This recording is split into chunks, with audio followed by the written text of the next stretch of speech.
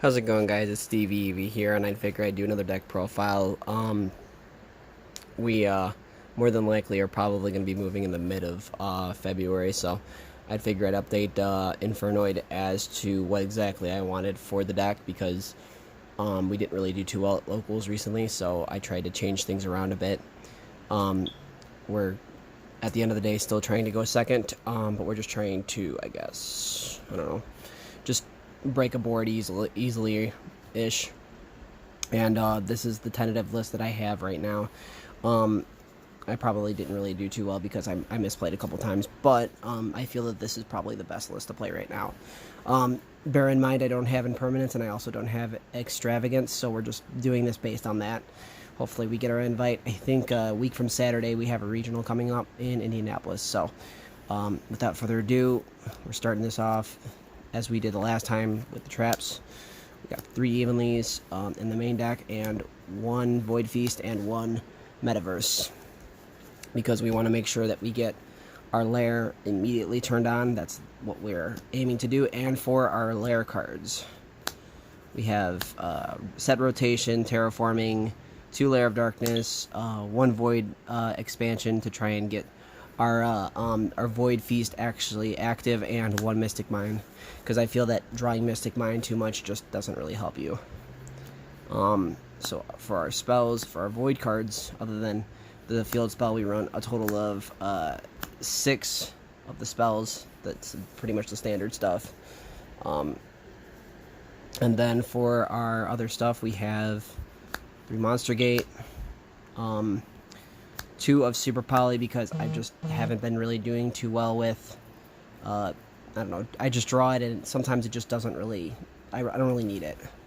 So, I mean, I was figuring there could be better options right now than that. Okay, and then for our hand traps, we only have a total of, in the main, 3 hand traps and the 1 driver, for the 3 gammas. We're running 2 Petrulias. I brought 1 down because I necessarily think that it's a better card to run, maybe 2 or 1. We'll see how it goes after I test more. We have Decatron for our little guys, and 2 of Pyramus. I think we might run 1 more that is actually smaller. I don't remember if this is actually the entire of the small guy lineup. 2 of Saitama's, because we want to make sure that our Void Feast actually does resolve. So if we have to do a Pyramus plus Saitama's, that's probably the way to go. 2 of Daviati and 2 of Noku for some of the other big guys, and I think we're down to like, yeah, there's 3 more. 1 of each of the big guys, 1 Sajet and 1 Otandel, and for our last little guy, Antra, I'm seeing how that goes.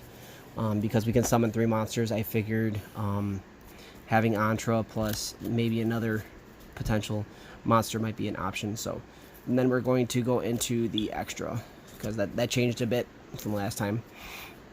So for our my bad, we actually did get things a little bit mixed up, but we're gonna kind of straighten it out a bit. Sorry, bear in mind with me, I'm kind of a mess.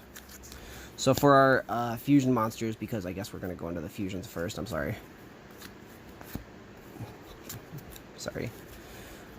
So for our fusion monsters, we run 2 Natis. I don't think 3 is actually necessary. You just want to essentially pop at least a few cards. If you're popping, if you have the right cards that you need, Imagination essentially doesn't necessarily need 3 Natis. It's 2. 2's more than likely enough.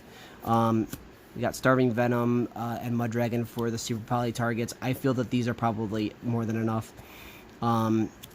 Because once you get a lair on the field, Mud Dragon is active, because you just have to have the Dark plus, you know, whatever you'd end up having to summon, and you could interrupt them at any point too. 2 of our Tiara, very important card to, like I said, send off of Tiara itself to get your other Infernoid monster to kind of kill them.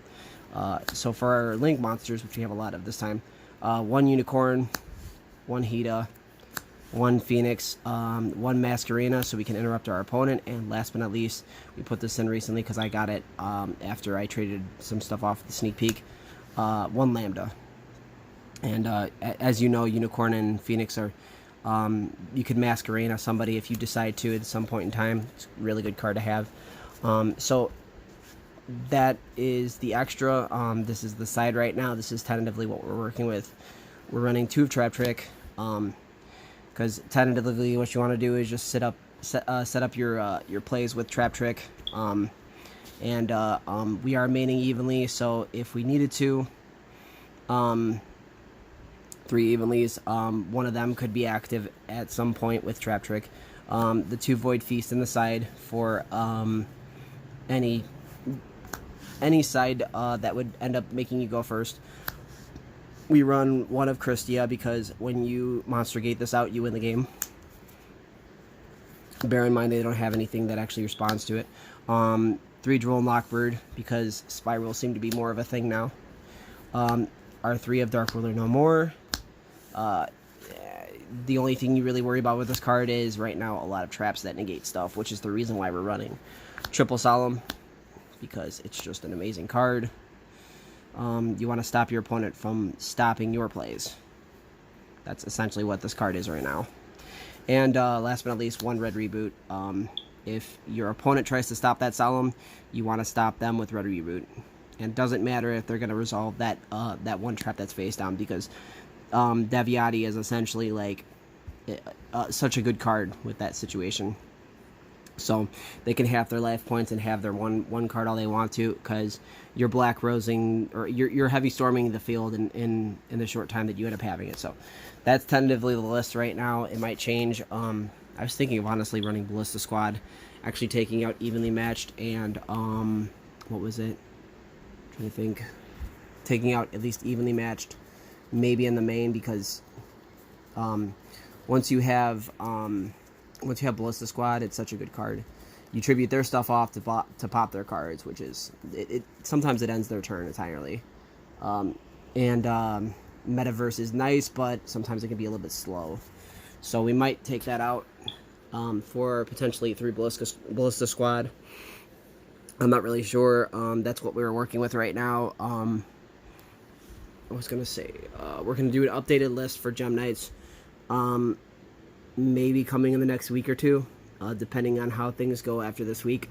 Lightsworn also is the next deck we're actually going to be talking about. So thank you guys for watching. And as you can see, from this week, when we went to the sneak peek, we got the Ignition Assault sneak peek mat. So that's really cool. I don't really know if there's really anything else we have to say, but that's pretty much it. So thank you guys for watching, and look forward to some future videos. Hopefully we'll be able to do some more videos coming up, maybe even a sneak peek opening, because my friend might be mailing me sneak peek packs from when he got it for the sneak preview. What else was I going to say?